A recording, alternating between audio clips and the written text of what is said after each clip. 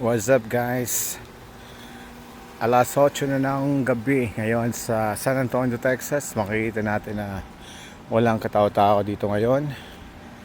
At usually tulog na sila pagdating ng 7 o'clock dito sa compound namin. Kaya sa ngayon wala kang makikita, kahit mga bata walang naglalaro. Hindi kagaya sa Pilipinas na ganitong oras marami pang tao actually. So ngayon ang temperature dito ngayon ay medyo hindi pa masyadong malamig. Nasa 80 degree Fahrenheit pa. Pero malapit nang lumamig dito. So ngayon, ikot-ikot muna tayo, lakad-lakad. At para naman makapag-exercise bago ulit mag-duty bukas. Salamat sa inyo, subaybayan nyo ang aking vlog, lalo sa mga ka-partners ko na gustong makarating dito sa Amerika.